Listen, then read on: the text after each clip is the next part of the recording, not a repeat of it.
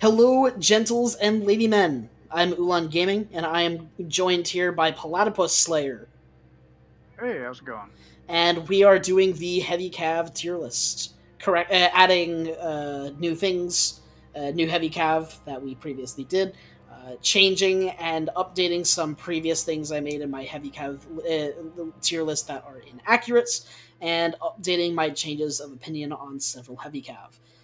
As well as including a couple missing ones. This is definitely a very big tier list. We have 42 different heavy cav tier lists to go through. Easily the biggest tier list that we have to do yet. And let's get this out of the way. Platt, I'm pretty sure you've seen my tier list, so you know that I like to keep the most of the units in the B tier, and that B tier are solid units that do their job and just aren't the best. They're not the Mhm. upper echelons. They are just solid units that do their jobs. B tier are good units. Right. That's how I like to keep my ranks. That everything is in the B tier, and then the Right, so yeah, that's how we're gonna go. Now, obviously, now in the right. previous tier list, we've only had like 3 to 4 things in the S class. However, we have 42 different units here, so the S class is probably going to be a little bit more padded now. I'm thinking. Yeah. Or even the D tier, which I don't know about heavy cav. Heavy cav's pretty useful, but I guess we'll find out. Yeah, I guess we will find out. You want to just start with the generic Hussars, work our way out from Yes, there. I think that makes the most sense. Okay. Let's start with Spanish Hussars. I think that's a good spot. Uh, would you put them in B or A, personally? And we'll kind of work our way out from there. Probably B. You know what I mean? They're Hussar. They get buffed by unction pretty well. One thing that You I know, do like about Spanish Hussars with Unction is that the Unction is as fast as the Hussars, so they can keep up with them really well. You can it's just true, drag especially with the bots. recent changes, right? Because Mm-hmm. now that the priests can stay way back, so when the Hussar like chase down skirms or something, It's very, very uh, nice. yeah, it's just a solid unit, and especially because Spain likes to make skirms or musks. Like having Hussar, I think, is a really important part of most late game Spain Mm-hmm. compositions. Yes. Yes, absolutely. Okay, now let's take a look at the British Hussar. I think it's pretty safe to say we can put these in the A tier. Yeah, British has a strong enough economy to maintain solid Hussar production right from the Second Age. They have Royal Guard Huss. They have plenty of cavalry combat upgrades. They work well with the Musketeers. There's just nothing bad about the British Musketeer, the British Hussar. They're just good. yeah, I completely agree. Like this is the definition of an above average heavy cav in every sense. It may not be the most exciting heavy cav in the world, but like it gets work done in almost any context. Mhm. Now, as before we go any further, I would like to talk about the three kind of classifications that I have for heavy cavalry. There are what I call the bonk cavalry, which include things like the hussar, where you're basically just bonking things on the head one at a time. And then you have the lancer type cavalry, which I define as obviously the lancer, but also things like the Naginata rider and the sour, where they have multipliers against heavy infantry, and then some of them they have multipliers against infantry, and then most of them also have negative multipliers against heavy infantry to compensate. And then so we have the bonkers, we have the lancers, and then we have the big boys, which are the big meaty tanky cavalry units that have splash, things like the cuirassier and stuff like that. Those are my Yep. three You kind of know, classifications for cavalry.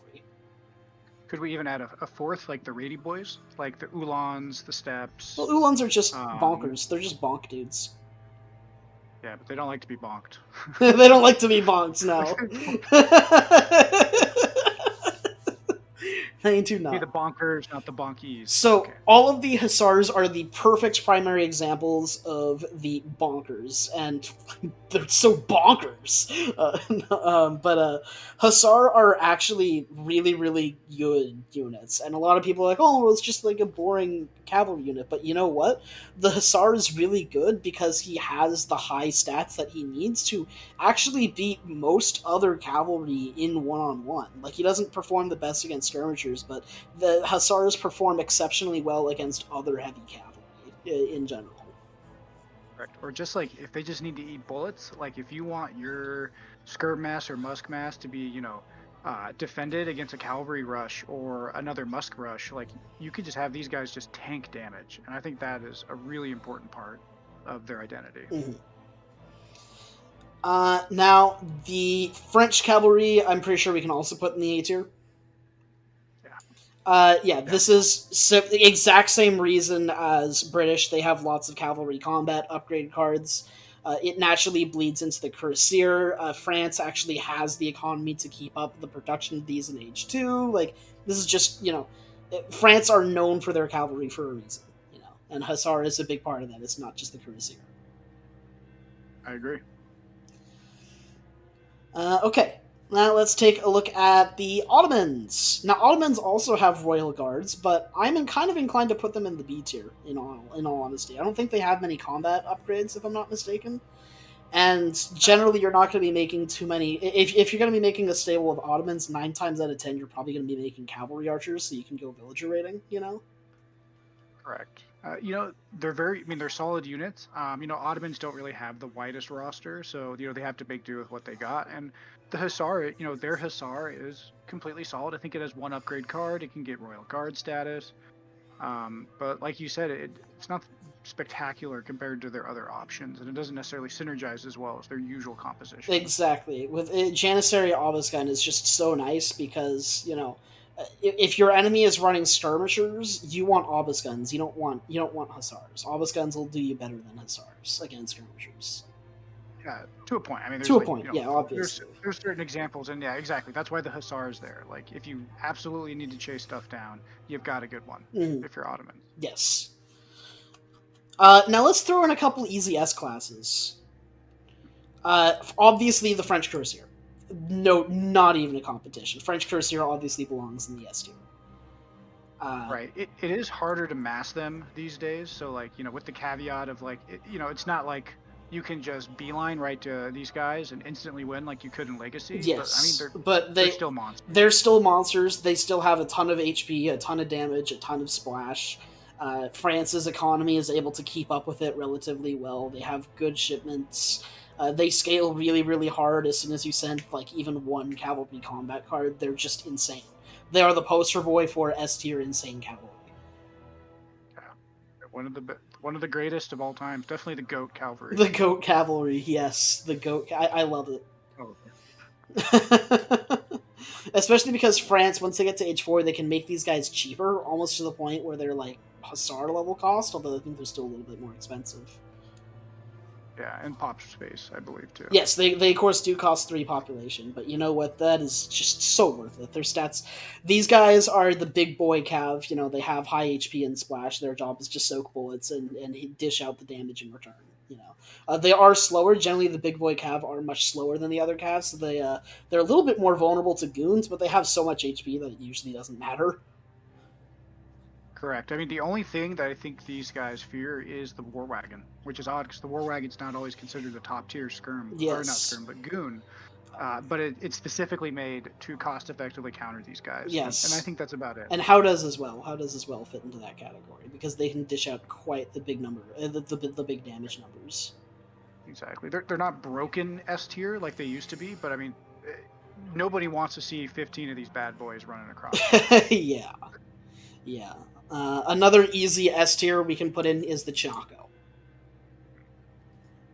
Now, Right. the Chinako previously, when Mexico ever came out, everybody was freaking out about the Soldado, and for good reason. The Soldado is a crazy good unit, but it's not Mexico's only crazy good unit, and that is because the Chinako is the sleeper crazy good unit.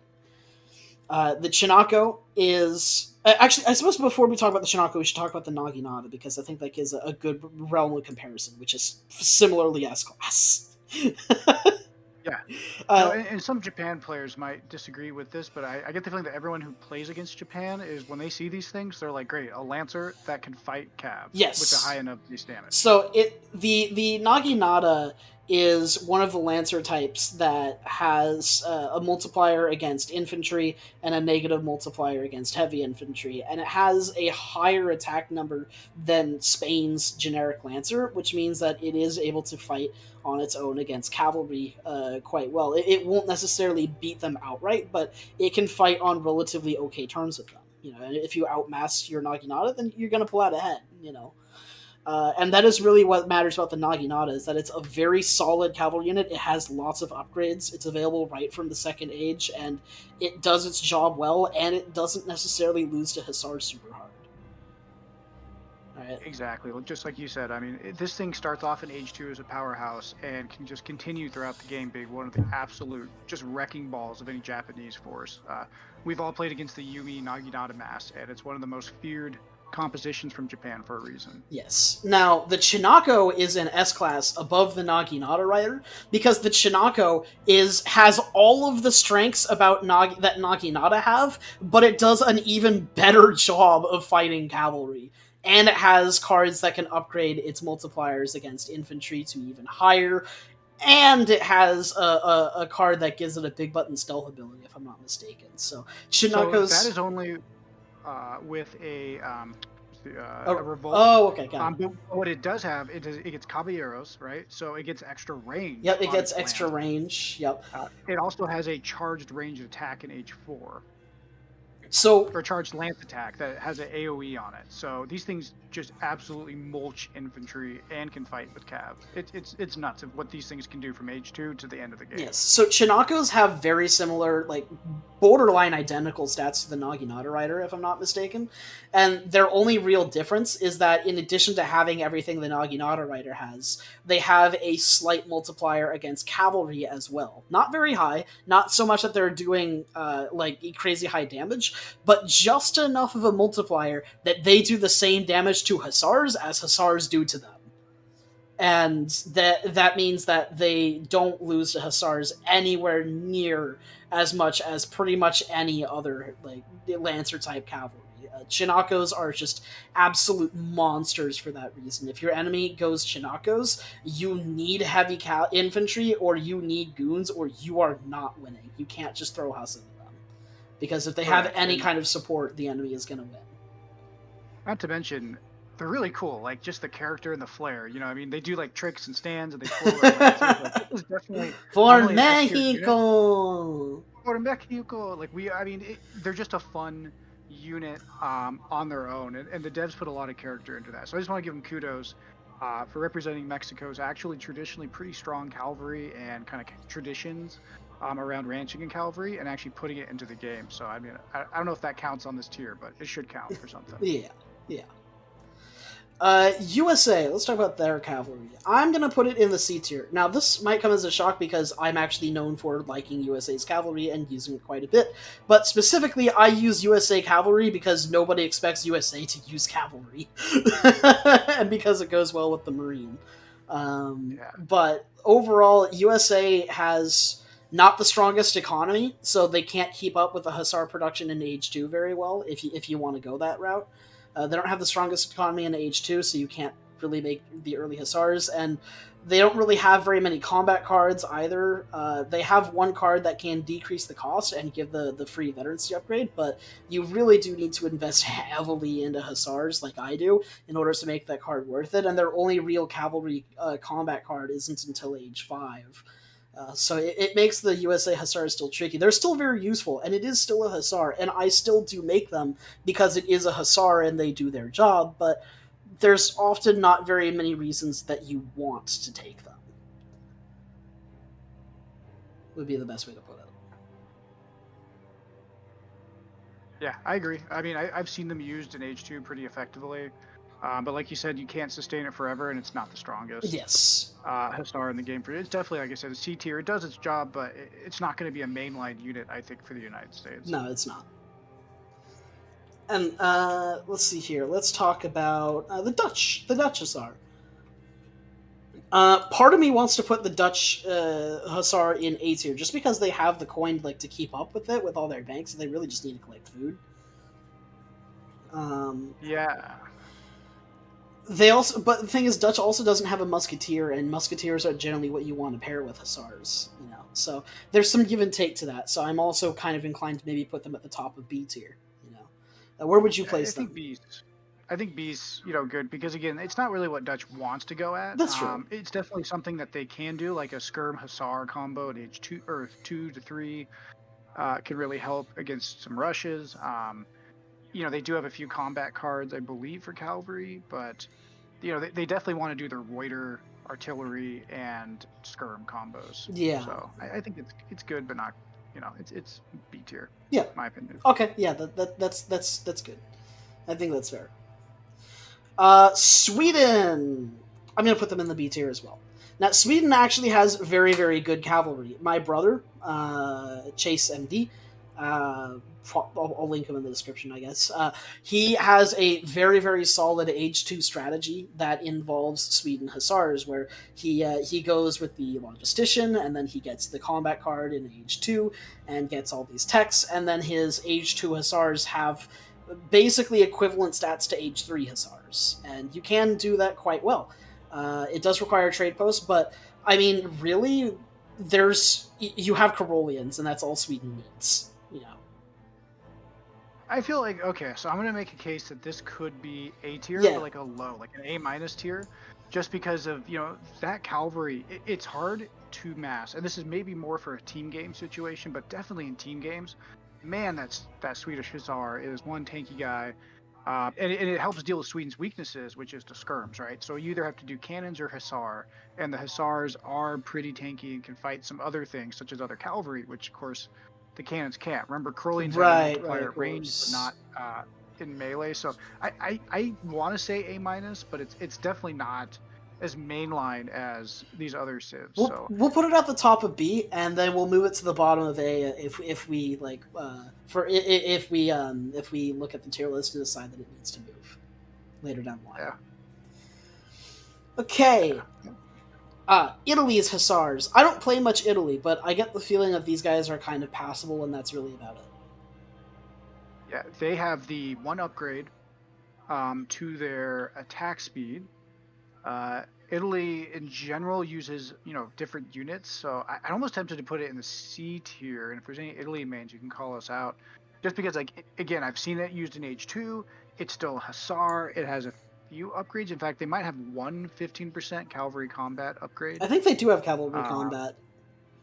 so, Uh, but I just and it's also something I, to help pad out your ranks with to mix the Papal Lancers in with as well. yeah. So maybe B. We'll Yeah, just do well, like the safe bet. yeah. Like It's it, it's it's still a Hussar. yeah. I don't think it's better than like the Ottoman Hussar though. No, no. It's definitely just No. kind of It's on the lower middle of rank the of the road. Hussar. Yeah. Okay, and we only have 2 more Hussars to go. Portuguese Hussar. You're the Portugal guy between us. Where would you put these? So I'm gonna put these things at like the top of B with Sweden, if we're kind of going by that ranking, just because Does Portugal the have the combat. economy to like keep up with to keep up with Sweden's production in the Second Age? Because Well, that's Portugal doesn't play in the Second Age. If Portugal's playing in the Second Age, you're either Islamic or you're very sad because. okay. Well, if it can't be used well in the Second Age, it kind of makes me want to Right. penalize it a little bit. Yeah, but I mean, Portugal doesn't want to be in the Second Age in general. I think it's really good late game. Late game, it may scale just as good, but well, you know what? If Sweden's in B, then Portugal should be in B too. You know, it's a B plus Hussar. It's solid. It gets a lot of bonuses, and that's Portugal's shtick in general, right? They have a wide roster of good units, but not necessarily as good as other civs. Right. So The strength of the Hussar for Portugal is very similar to the strength of the Hussar in Spain, not because it's good, but because it exists for them. right. Well, they do have quite a few cards. They do get both the cards that upgrade their goons, upgrade their Hussar as well. Oh, So, okay, gotcha. except for the range, obviously. Okay.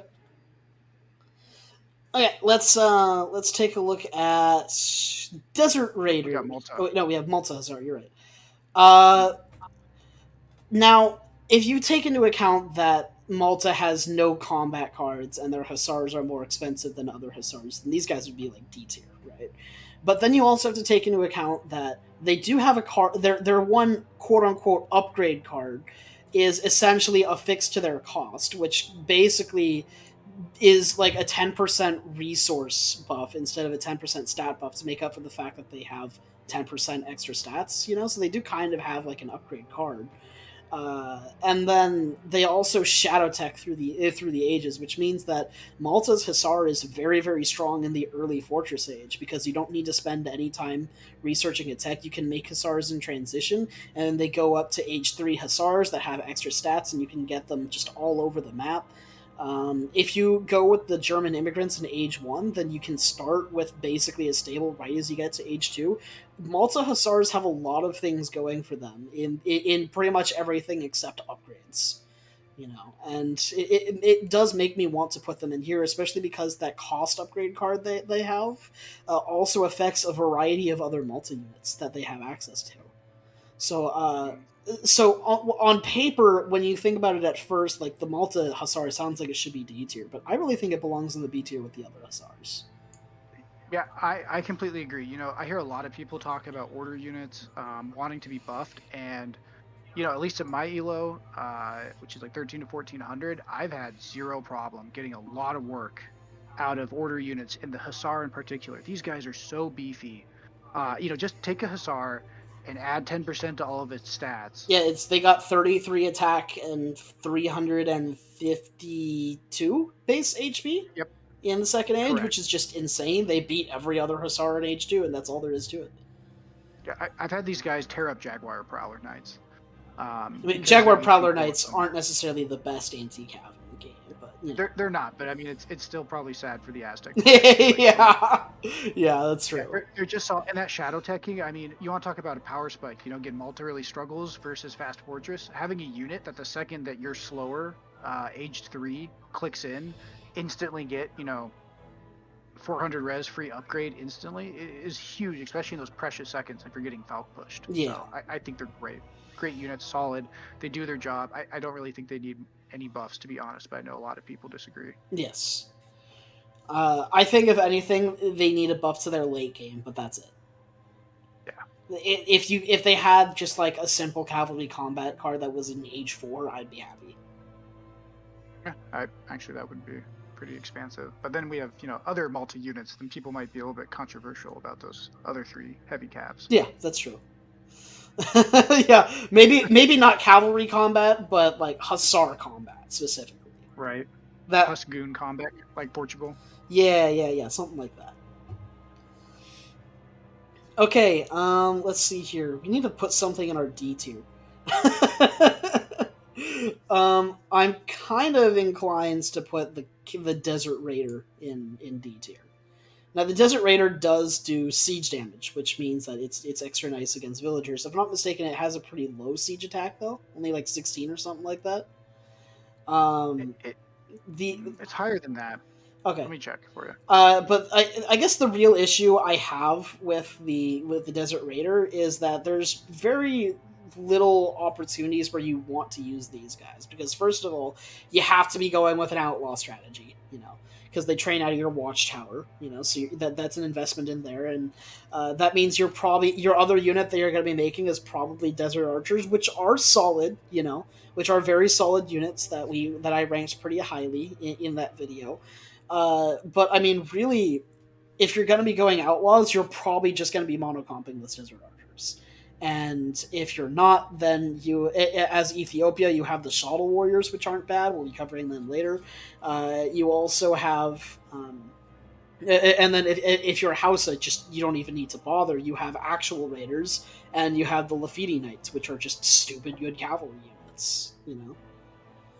So I find that there's rarely ever a desire for somebody to make Desert Raiders. Now I could be wrong about that, but I have to put something in the D tier, and that's kind of what I view as like one of the lower end cavalry units in this game. I would mostly agree. I think with the exception of perhaps a Shifta Ethiopia build, like the outlaw specific build for Ethiopia. Mm-hmm. Other than that, yeah, like Hausa, they don't really serve any purpose. They're kind of a redundant unit in that entire army. And I think for Ethiopia, usually you're better off teching into other units unless you're building that specific Watchtower outlaw strat. Yes. Now I will say they are much better at raiding than Ethiopia's Shuttle Warrior. Um, Yes. Spoiler alert: I don't really think the Shuttle Warriors are that good, but Oh. but yeah, there you go.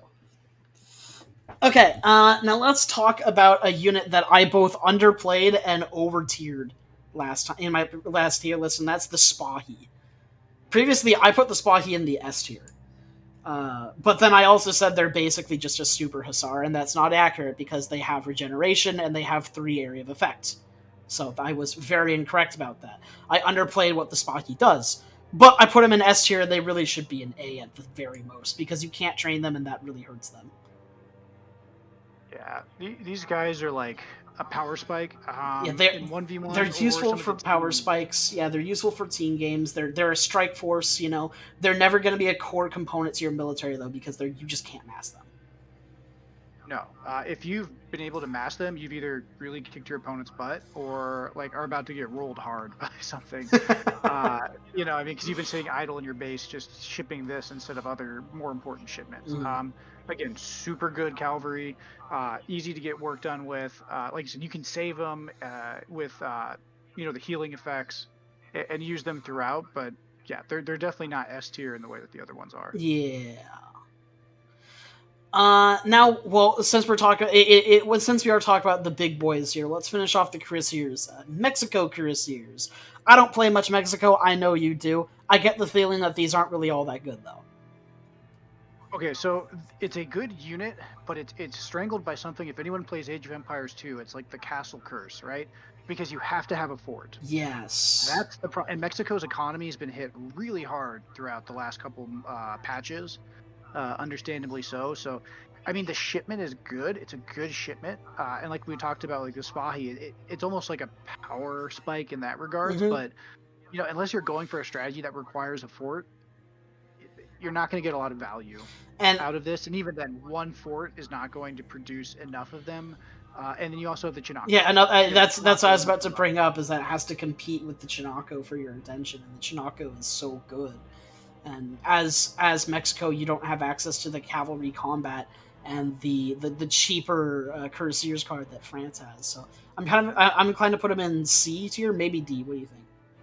I think C is fair because they definitely, if you build a strategy around them, I'm not going to pronounce that name. I can see the card, the tool of something top. I mean, you can get value out of them, but you kind of have to build a strategy around it. It's not something you just throw in your deck and it's going to naturally come up during the course of your game because it requires specific infrastructure to get the most mileage out of. Right, right, right. All right, Chimu runners. So there are 3 shock infantry. I want to go over the 3 shock infantry real quick, just all in a row. Those are Chima runners, Coyote runners, and Shottle warriors.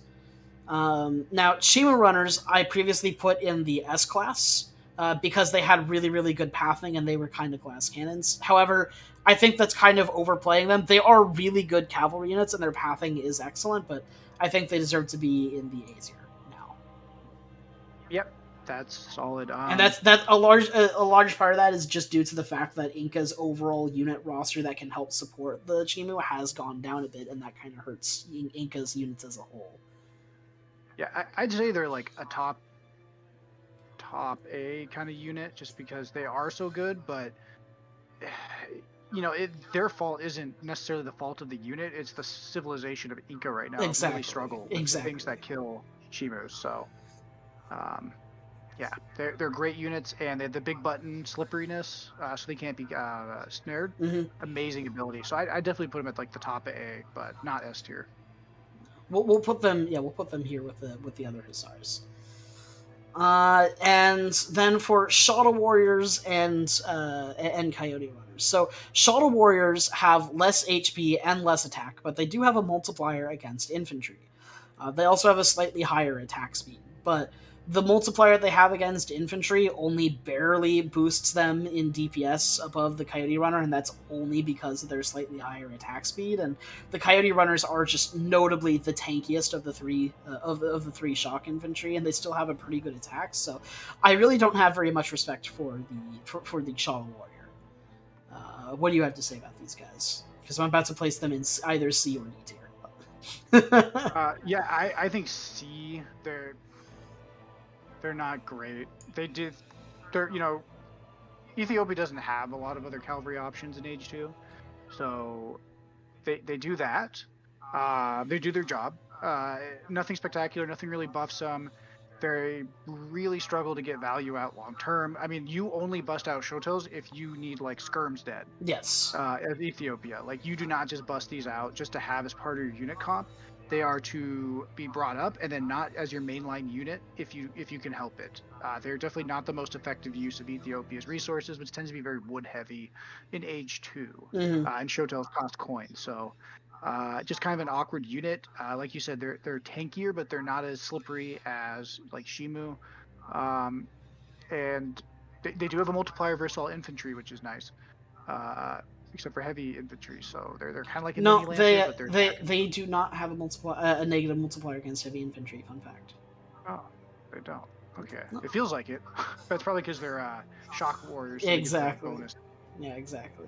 Now the Coyote Runner is better than than the Shuttle Warrior. It is actually a very solid and often core component of Aztec's H2. They also have a lot of upgrades available to them, just like the Chibi Runner. They can run pretty fast once you get their upgrades. They can go stealth. They have quite a few upgrades, including resistance and a total of 20% HP and movement speed in cars. They have a lot of options going for them. Their big issue is that they have the worst pathing of the three shock infantry. And then they also share the shock infantry issue of like not being able to fight artillery super well because shock infantry is squishy and tightly packed, which leans well into the artillery's strengths. Shimo are able to deal with artillery better than the other two simply because they can't be snared. Once you hit that button, so they can run up there and then deal with them really quick. But I definitely think that Coyotes are still a better option than the Shuttle Warrior because they're more universal. They have an overall higher DPS. You can train them for pretty cheap. They're food wood, and then you can turn them into food coin at any point you desire, starting in the third age. I definitely I don't think they're a B tier unit, but I think they're definitely like top of C. I could even make an argument for bottom of B. I think they're serviceable. We know that ERK are like the Now, keep in mind, I'm also very biased as an Aztec player because I look at Aztec and I'm like, I want my Eagles, but yeah. I think they're B. I mean, I really think just because like you can I'll use them respect your late game opinion. to raid. Just what else can Aztec do to raid late game, right? If your opponent's kind of turtling, I mean, you'll have your front, right, with your ERK and your Arrow Knights, but then throwing in some Coyotes to like sneak around, especially if you have the stealth upgrade, they can. I think B is a solid place for them. I think they also have a pretty high base attack out of all of the shock infantry too, so they can Yeah, get some they more. they have the highest base. They have the second highest base attack under the Chimu. They have 18 Okay. base attack, and I think the Chimu has 21. The Shuttle has Yeah. fucking 13. Cool. They So have yeah, slightly faster attack speed though. I think the only thing keeping them honestly from an A tier unit is the fact you have to card them so much, and so your opponent's going to see Yes, it coming. they have a very heavy card investment in order to be good units. So And they're also not exactly the cheapest food wood units either. yes, that's true. All right, we kind of skipped over this, but the Malta Cuirassier, I'm ranking it much higher than the Mexico Cuirassier because although they are restricted till age 4, you can build them out of more than just your fucking fort. You can build them out of forts and commanderies for Malta, and you're going to be spitting commanderies all over the map to help you gain map control. And also the initial shipment that you get of the oh god, what the fuck happened? And also the initial shipment that you get of these guys. Oh god, go away ads. Okay. The initial shipment you get of these guys is really good. You get like 11 or 10 or 11 of these guys in your big ass shipment right at the start. And it's kind of like if imagine if Mexico's H3 Cuirassier shipment also came with a fort wagon that you could use to train the Cuirassiers with. Malta doesn't have the issue on any of their tongue units because they all come with commandery wagons. Correct. And in fact, the tongue increases your commandery limit by 1. Mm-hmm. I would almost argue, and even though so I won't put them higher than the Hussar because Malta's Hussar is available from age 2, but yeah, this would be like a B plus in my opinion. Or unit. The only thing that keeps it back is it comes so late in the game that honestly, the only reason it's not in every one of my decks is because not all of my decks are designed to go to age Yeah, 4 exactly. when I play Malta. So I mean, it's if you're playing team or treaty, this would probably be a must-have Yes. because it's a Cure Eyesire with that shadow text when you hit Imperial, and is 10% better. Yep. You don't need any combat cards for it either. You do probably need Aubergs in order to keep it at a reasonable price, though, because they without Aubergs they're going to cost 165 food and coin. Plus, they heal on idle if they're Maltese, so Yep. even though it's pretty slow. But again, on such a heavy HP unit, yeah, they're just solid. I They're mean, great. really though, people really underestimate the Auberg shipment because yes, it reduces the price of the units back to their normal cost, but really you only have to make like 10 or 15 order units and you've made your resources back with Aubergs. And then I everything think it's after just that is just super good value. yeah, I think it's just the H2. You know what I mean? Because that's a very crowded spot for Malta. Hmm. But again, if you're going to have an age 4 thing, you're probably going to have that in. So, again, that's not even that much of a tax to bring Aubergs in for this Exactly. unit. But yeah, B plus minimum. All right, let's talk about the Chinese cavalry. I love it. uh, Individually, Chinese cavalry all suck. Uh, Yeah. the strength of Chinese cavalry is that you get lots of them when you decide to train them, Oh, yeah. which is super annoying because whenever you die to cavalry and you do die to the cavalry, you're like, oh my god, these units are so trash. Why am I losing? Uh, the Step Rider is the only one that's available in H2. It is a Lancer type, believe it or not. It has multipliers against infantry. It also has a very, very high siege and a very good amount of and a very good amount of step riders that you get in the H2 shipment. I think you get 7 of them in your H2 shipment, right?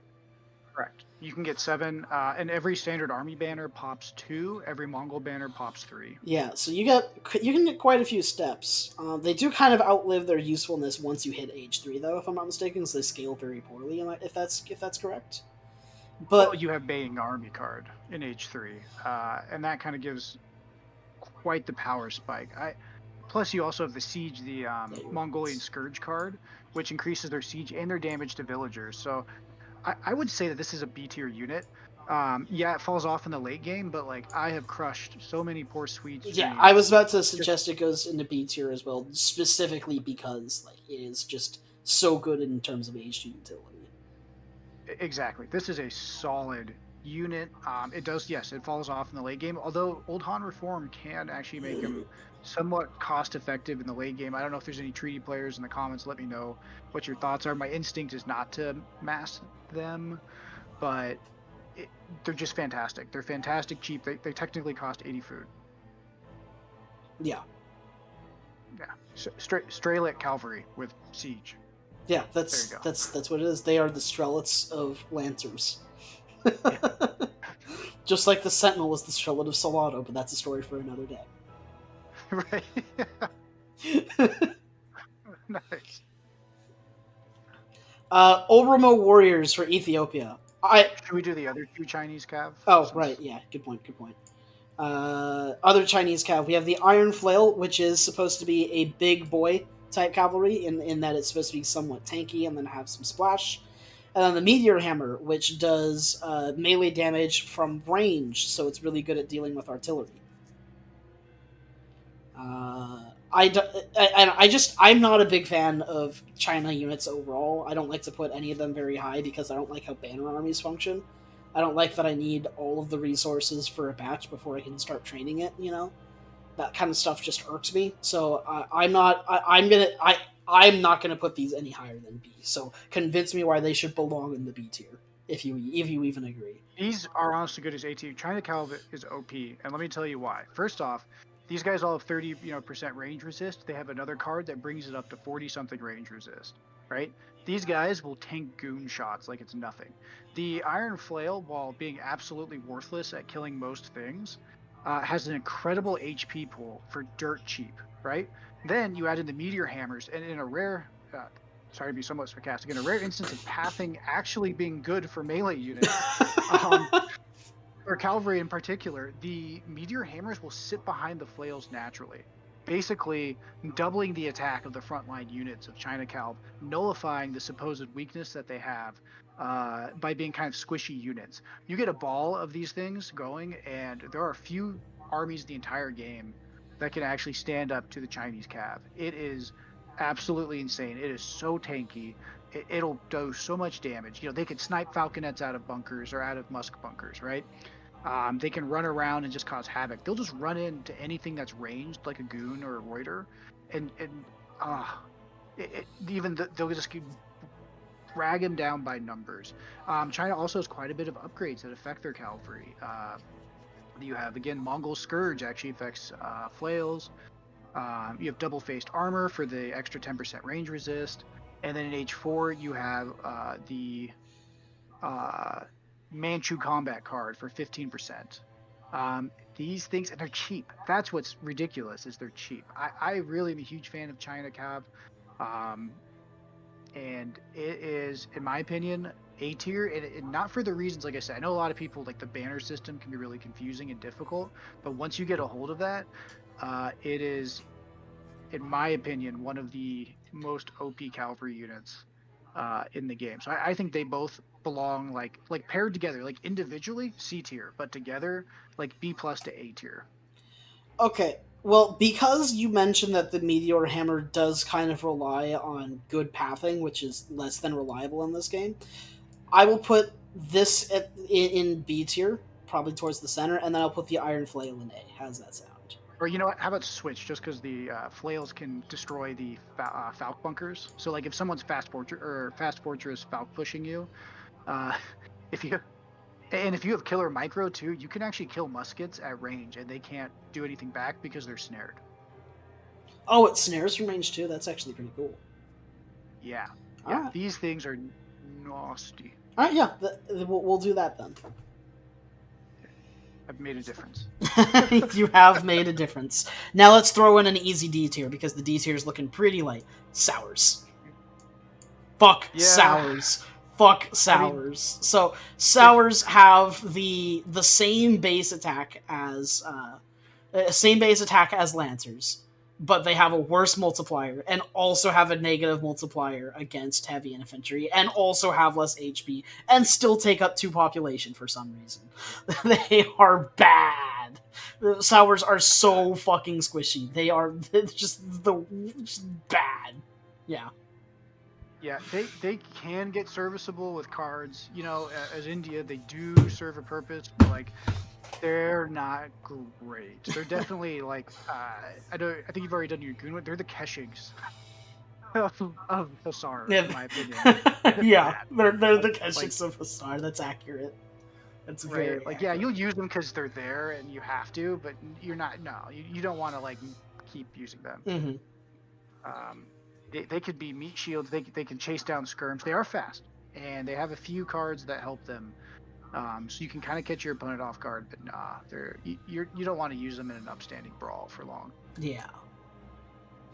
All right, let's talk about the Ulan. This should be a fun one. I consider the Ulan a C tier unit. Yes, Germany does get Ulans with every shipment, which is a very nice bonus. But I said this in my previous tier list, and it still holds true today. There is not a single damn Germany player on this planet of Earth who doesn't wish it was a Hussar instead. Because Ulans Yeah, are just so squishy and they fall off so hard, and that 15% Ulan combat card they have in Age 4 is not enough to help them keep up. They make yeah, good raiders. They are very solid Age 2 raiders, but everybody knows they're coming if you're playing Germany because there's no way to play Germany and not get a couple Ulans. Uh, it's correct. so it's just yeah. You can play them very well if you know what you're doing with Germany. You can raid the shit out of your ally and keep your Ulans out of your enemy's range of fire. But an equally good enemy knows how to keep his villagers safe from Ulan raids. Yeah, these things are free.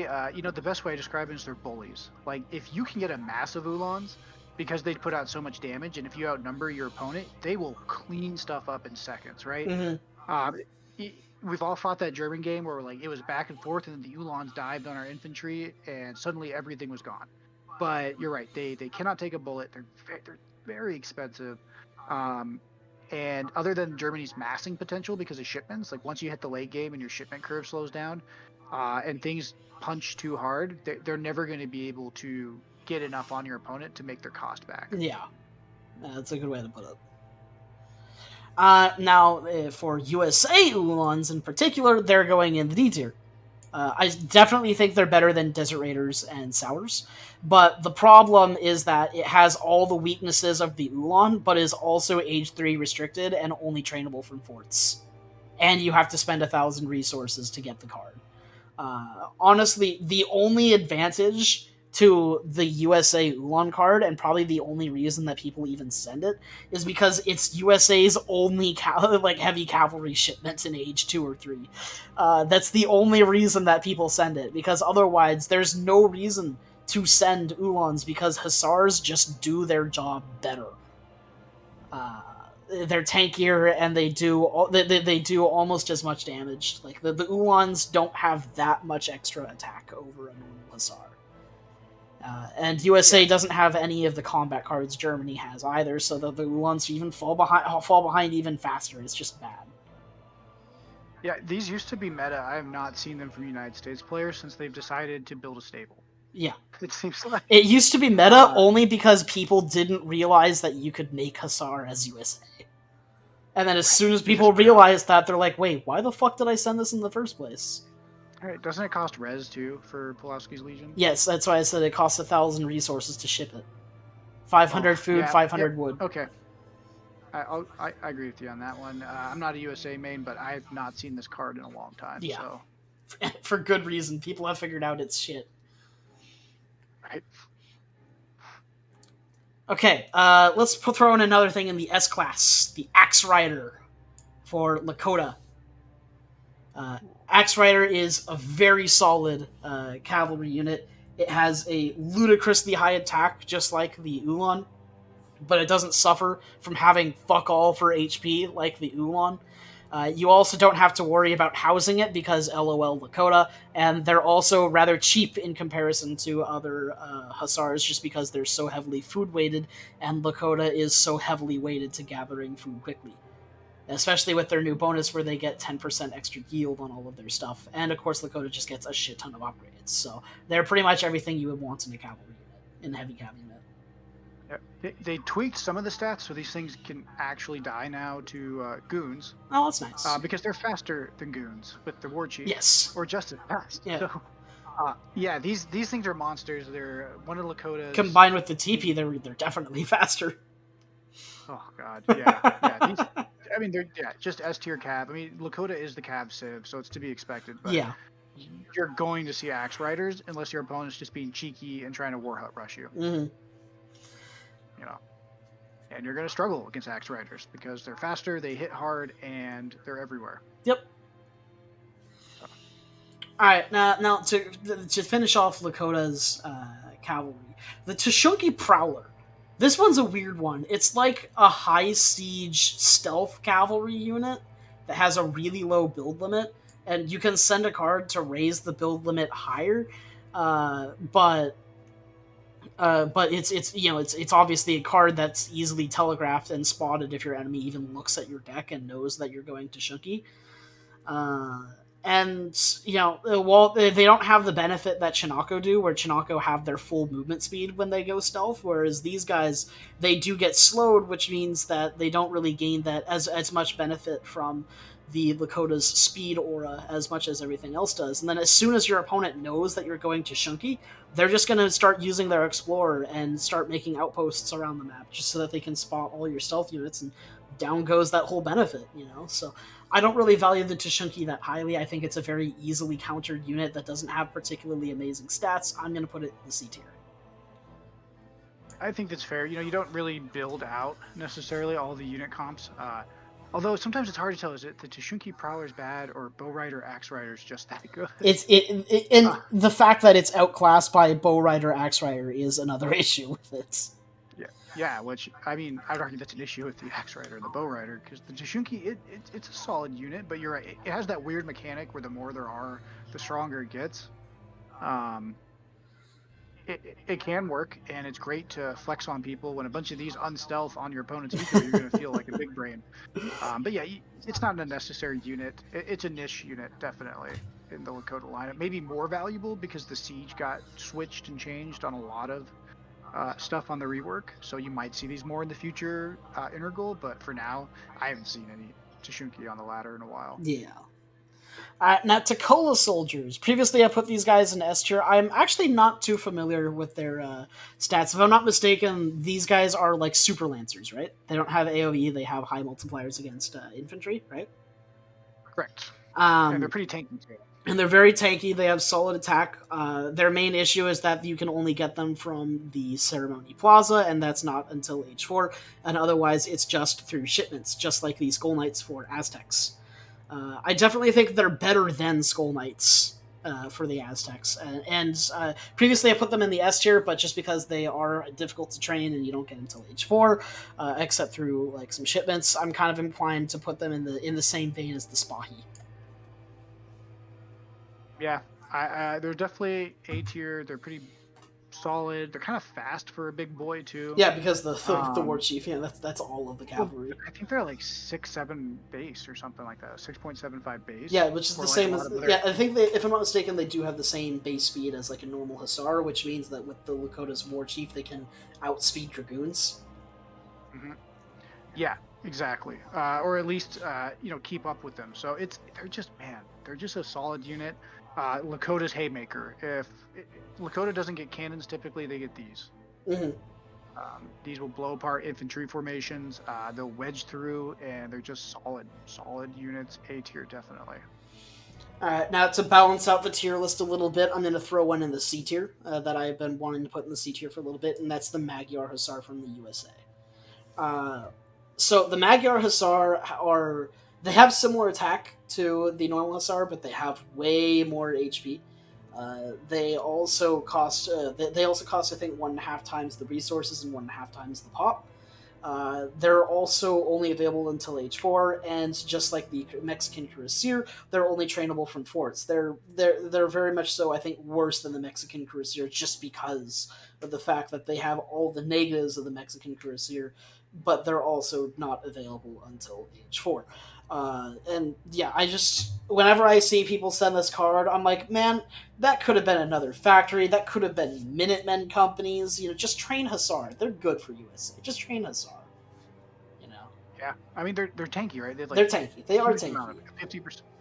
50% HP. But I agree. Like United States has regulars, and it has tanky skirms, and it has mixed with sharpshooters. It has Hussar. Like to me, I agree. There's probably no need for it. Um, Maybe again if it's like a treaty card or something, there might be more utilization there. But unless you're revolting to Romania or Hungary, sorry, Hungary. Don't be mad at me, Magyars. But yeah, if you're unless you're revolting to Hungary, you're probably not going to have a good use for these. Hmm. All right, let's talk about the Opries. This will be fun. Where would you put the Opry? Because this is a weird one. It's in fighting capability, it's worse than the Sour. But in terms of utility and what it does and how good it is as its job, it's better than the Cuirassier. Right? Yeah, It's kind of an interesting pick. Where would you put them? I would put them. I'm gonna I'm gonna go with A. I'm gonna follow my heart and say A tier. Maybe I'm just bitter from years of getting wrecked by these things. Uh, but they're weird. It's like A tier star next to it, right? Like a little asterisk Yeah, because yeah, yeah. I think I'm gonna put them in B, honestly. yeah, I think that's comparable because you're gonna see Top them as of part B of a though. Russian late game. They're just too good not to have a few. But you can't go too heavy into them. Mm. They're not like an S or an A tier unit where you can just build them and be fine. They need to be microed. They need to be used for what they're good at, which is terrorizing every poor civilian or building on the map. Yeah. And they definitely do that job very well. For those of you unfamiliar, which I'm pretty sure everybody's familiar, but Opries are basically Hussars that have really low HP and really low attack, but they have really high siege and a multiplier against militars. Yeah. Oof, so good. And Malta gets access to the Opries too, and I'm gonna place them right fucking next to the Russian ones. Now, I was thinking about where I would put the Malta in comparison to the Russia because Malta is not available until H4, which is generally something I penalize units for, right? Hmm. But Malta has one thing going for its Opries that Russia does not.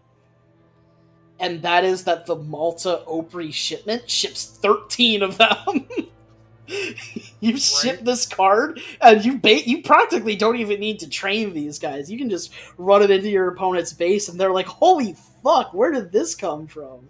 It's just out. It's an out of left field card. I put the Opry, the Russian tongue, in more of my decks than I put the French tongue. That's this has been a staple card for my late game Malta. Is I will send this and then I will just haha run to the back, burn all your factories. That is. I mean, I get that Russia does that as well, but it's very very satisfying seeing that 13 unit pop, and Russia does not have unit pops anywhere near that high. And then of course they are trainable after you ship them as well. Yeah, I agree. Yeah, it's quite actually a toss up for me too to have those cards. I think definitely for team games, treaty. I am sure people are like, oh god, more Opries, please. Like just hide the pain herald face, right? Like Yeah, joy, yeah, more yeah. Opries. They're absolutely amazing, and Malta buffs and shadow text them. What more can you say? Yes. They shadow tech and to age 5 too, and it's super good. It's super good. I use them frequently in my order unit build order. They're very very fun. Oh yeah. All right, let's talk about less fun units. The Hacka pellets. I would say it's not as bad as these, but No.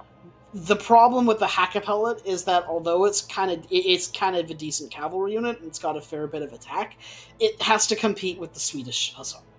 Is the big issue with it. Right. Uh, it also doesn't have very much HP, which is an issue, and it's pretty coin heavy as well. So I think it's bottom barrel of C tier. Very close to D, but not quite. I would say its problem is like it's a good C tier unit that's niche. If you have really slick micro, you can get a lot of work out of these guys. If you're able to line up your Hussar and then mix a few of these in the back line to do more damage um, with their short ranged blunderbusses, then they can get a little bit more use. But yeah, they're so expensive that in a lot of cases, for most people, you know, it's already enough to do in the game. Sometimes you're better off just building the Hussar mass and not having to babysit these guys because you definitely have to babysit to get the coin cost back. Yeah. Now, the Oromo Warrior is kind of like the Cuirassier of Hacka pellets.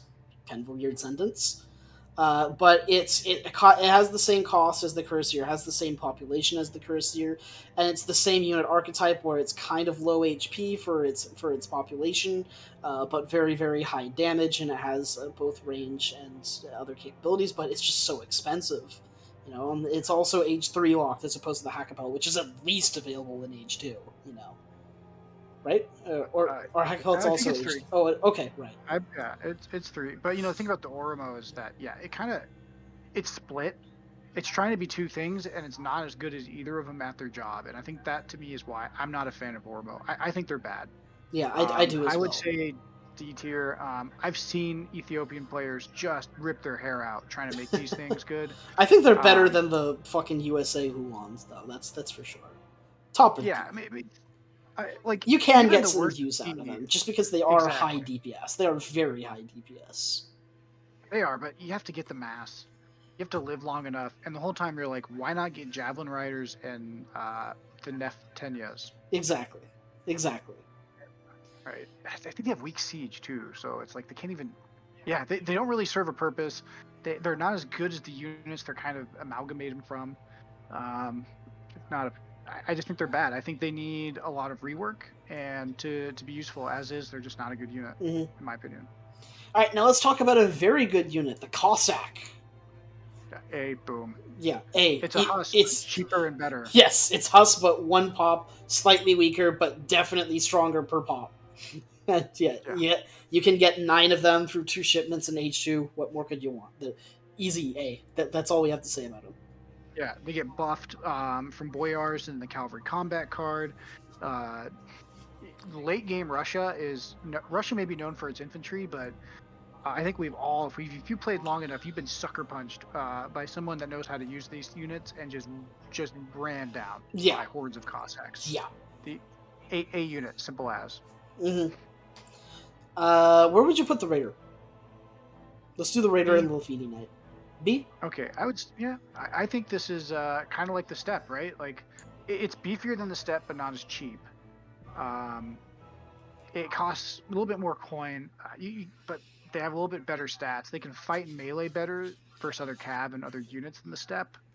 Um, I think they're solid. I'd say the step is better just because China has more cards for it. Um, and I'm biased because I play China. But either or, you know what I mean? They're kind of serving the same purpose. In my opinion, they both do the same job, just differently. Right. Their steps are more of a horde. Raiders are less numerous, but a little bit more tankier and a little bit more damage output per unit. Mm-hmm.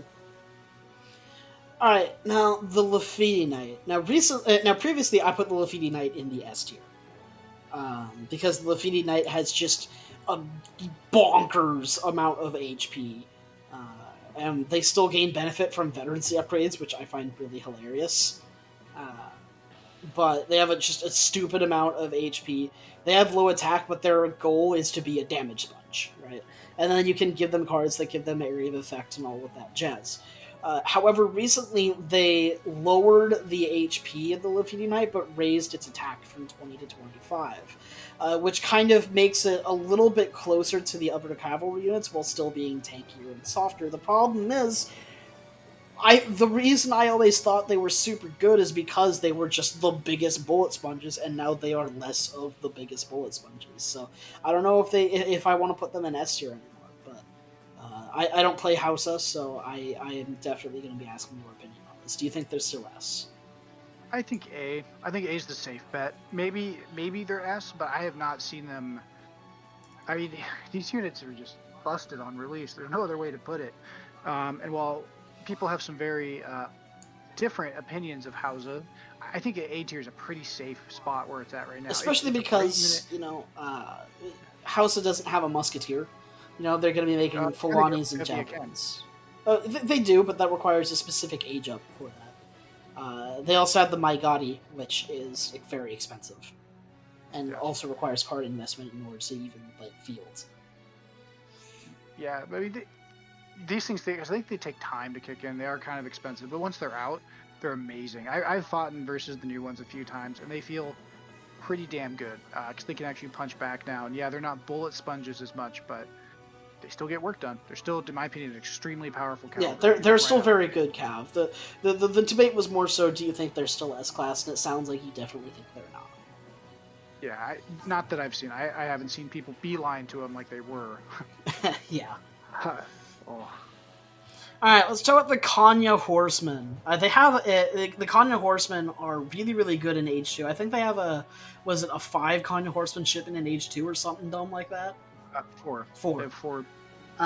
The Kanya Horsemen are pretty good in H2, mostly just because how Haudenosaunee can get to H2 really fast, and that is the main benefit of the Kanyas, because you can just get them out fast because Haudenosaunee is fast. The big weakness to the Kanya is, they have a decent amount of HP and a decent amount of attack, but it's not the highest out there, and they also cost more. Yeah. Once you get to H3 with Haudenosaunee, you're basically going to be ditching Tomahawk and Kanya and switching fully to your coin army, which is Forest Prowlers and Musket Riders. So Kanyas do have some utility in that you can get them out just so early, but they're very limited past the very beginning of H2. shipments. I think that's their saving grace. You know, the shipments that Hod get are pretty large, like you were kind of alluding to earlier, with like the 4 instead of a 3 Hussar shipment. And this kind of keeps them going, but yeah, I'd say that I'd honestly say they're C tier because once the shipments are gone, they're really not that great. And then once you switch to your coin army, you don't want to be macroing 75 wood for each one. I mean, that's 350 wood for a batch of 5 is a pretty heavy thing, especially because Haudenosaunee don't have the best eco. But, you know, like I said, with the caveat of being as long as you've got that shipment curve rolling, and you're getting these mass units, they're actually pretty good in that case. But you are very accurate there in that they are shipment reliant in order to keep them fielded, and that is not something you want. Yeah, and you know, plus Haudenosaunee have the 2 cavalry combat cards split between 50% damage and 15% HP too. So yeah, they're just an awkward unit. I think they're good, but you can't use them forever. Let's talk about the Lancers. They're both in the B tier. They're both B tier. I think that's safe. That's a safe place to put them, right? Yeah, they're Lancers. They lance they're stuff. They're Lancers. They lance stuff. But they do. If you're a squishy 2-legged dude, you don't want to be fighting these things. If you're riding a 4-legged dude horse and you got a pistol, then you just wreck them. Or if you just got a saber on a horse, you wreck them. Now, simple unit. A part of me wants to put them above the Opry and the Cuirassier for Malta, simply because they're available in age earlier. But their age 3 shipment costs 1,000 wood, as opposed to the other tongue available in age 3 for Cassadors that only costs 750, and that is a very, very big ask in the third age. They do provide some much-needed multipliers against infantry, but yeah, at the same time, you also have the fire thrower. So the Lancer does hold a very nice role, and it is something that you will occasionally be sending as Malta. I send the Cuirassiers and the Oprys way more often than I send the Lancers. I think that, Malta has no problem mulching infantry. They need a tanky cav to round out their very strong infantry, and that, unfortunately, the Lancer just doesn't quite do that. I was going to say, though, Spain gets their Lancers too in age 3. They, in fact, they have 2 shipments for 5 and 4. So I'd actually I'd put the Spanish Lancer above the Maltese Lancer. Just because I would agree with that. The same number for free, plus you're Spain, so you're getting a bunch of shipments, so it's not a problem. And you have Unction and Caballeros to increase their effectiveness. Now, of course, the issue with Lancers, more so than any of the other Lancer types, is that Lancers in particular are very, very bad against cavalry, because they do have a good multiplier against infantry and just infantry, meaning they don't have a negative multiplier against heavy infantry. But they lose to just every other cav unit in the game, which makes their uses very niche instead of generalist. And across the board, the best generalist units are way better than the best niche units. That's the reason that the Cuirassier and the Chinako and the Naginata are up here, but the Lancer is down here. You know, somebody just mentioned honorable mention goes to the Mexican Lancer, which is like exists. Yeah, I didn't even bother so I knew that Mexico had the Lancer. I didn't even bother putting them in this list because there is no feasible reason to send them just because you have Chinakos. I guess if you really wanted, the only reason you would, because if you play Mexico, you like playing mind games, right? Nobody probably sees the Skirm Lancer combo coming, right? Or Goose, Lancer combo or some goofy stratagem like that. But yeah, that's like I'd almost consider it a merc shipment, because I think you have to build them from the fort as well. Yes, you do. You do. There is no reason for any Mexico player to ever send the Lancer card. That's not even until age 4, when you have access to the Chinako. There's no reason for it. Well, because you're Mexico and there's no reason to do anything. Revolting and turning all of your outposts into cannons, because that's what Mexico does. Right? Oh, fair enough. But yeah, I agree. It's an honorable mention, but probably not worth inclusion because it's not used enough. Let's talk about the Italy Papal Lancer. This is what I'm been excited to talk about. Papal Lancers, they're basically Elmedi Light and available in the third age. They cost 300 food, 300 wood, 300 coin for only 3 of them, which isn't great, but they have an absurdly high HP count. And they also have the deflection ability that all the Papal units have. Which I think the deflection ability is something I'm going to be going over more in depth when we talk about the heavy infantry. But the deflection ability is something that if your unit is anywhere near the Papal Lancer, when your unit gets shot, the Papal Lancer will just absorb 25% of that onto himself. And when you have 3, it'll split between them, and as long as they continue to have HP, every unit around them essentially has 25% damage resistance to everything. Which makes the Papal Lancers very, very good. Because you can just you only have to get like 1 shipment from your Basilica of Papal Lancers, and you stick them behind your military, and it makes your whole military infinitely more tanky for a very long time until you decide to get around to healing your Papal Lancers. Yeah, or you ship the 3 at the Age 2 card. Each one has 700 HP. They Shadow Tech because DE civs think that veteran upgrades at the barracks are for suckers. And, hey, Malta says otherwise. Malta has Shadow Teching Cav, but that's all they got. Right, that's true. But no, they also heal on idle. These units are incredibly, because they have the Lancer, damage. They've got 2100 HP between 3 of them, and like you said, they buff the entire army by taking shots, and they instantly heal if they go idle. So it's now just like really good the Takola Soldier and the Spahi, you're never going to mass these. You're never going to have a huge mass. Except for the Takola Soldier, you can, I guess, do like a fast industrial with and mass it that way. But you're never going to have a huge mass of these. But unlike the Spahi and the Takola Soldier, you can actually train these fucking things like on demand infinitely, and you don't need that many of them. You don't need a mass of Lancers. That's overkill. You only need a couple of them. Because they do their job, they flank infantry, and they just shred infantry to pieces, and they never die. I think they're like up here. Yeah, I think that's solid. They do clog up a shipment point if they're sent by the Basilica, but late game that's not going to matter. And late game, these things are huge force multipliers. So they also get the Papal upgrades as well. Yes, they get a charged ability. Card. Yes. So, yeah, great unit, definitely in the same class as the Spahi. I think better than the Spahi just because you can train them. Pseudo-train them, but train them. Yeah, I think that's true. A loss is not as hard for each one compared to the Spahi. Because you can replace them, whereas Spahi, you lose your Spahi shipment and you're like, oh, fuck. Yeah, that's true. Okay, lastly leaves the Indian Mahout Lancers. Mahouts, they're an interesting unit because they are both a big boy in that they are tanky and they have area of effects, but they are also a Lancer in that they have multipliers against infantry and then a negative multiplier against heavy infantry.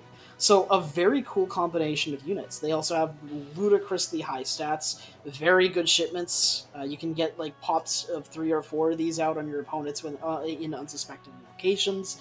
And if they get anywhere close, if you get like 1, 2, or even 1 of these next to like 15 skirms, those skirms are all dead, and there is no stopping it. They don't necessarily have to be fighting skirms though, because they do make very valuable bullet sponges with decent area of effects. They don't have the highest damage per single strike to go with their area of effect, but that is the cost of also being a Lancer type. The biggest thing that hurts the Mahout Lancer is that it costs wood, and that is I think the biggest issue with it. And it's the biggest reason that I generally find myself training Howdah more than Mahouts, but I always find myself shipping Mahouts over Howdah. So plus they cost a lot of population too. I think they do cost a lot of population as well, but that goes for all the elephants, and that's also something that you can be worked around.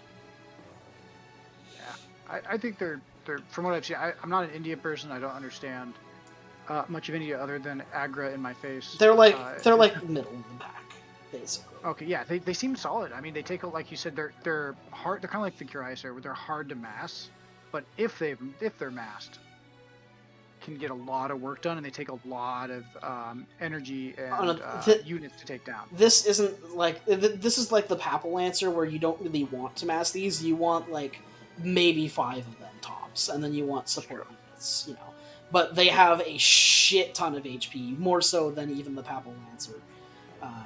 And they absorb shots like nothing else, and they'll do more damage than the Papal Lancer, if I'm not mistaken, just because they have like the similar damage to the Papal Lancer and similar multipliers, but also have the splash, you know? They don't have the deflection ability, which I think is one of the biggest factors that pushes the Papal Lancer into A tier. Personally, but you know they do their job just ludicrously well. They're just you can't train these guys. They're just so wood heavy when all of your best India units are all food corn. That makes sense. So You have to ship them. awkward. You have to ship these guys unless you build a strategy specifically around Mahat Lancers. In which case you're going to be monocomp and relying on your ally. And in which case, you probably should have just made the Howdas instead. That makes sense. Because Howdas are just that good. Oh, yeah. Amazing. Alright, so that is our list. Thank you guys for watching, gentles and ladymen. I've been Ulan Gaming. This is where you say I've been Platypus Slayer. Oh, I've been slaying platypi. I've been slaying platypi. He's been slaying platypi. I have not been. And we will see you guys next time. Thank you very much for watching, ladies and gentlemen. This was, as ever, a ton of fun to make. If you enjoyed the video, please do consider subscribing. It really helps the channel out. And have a great day.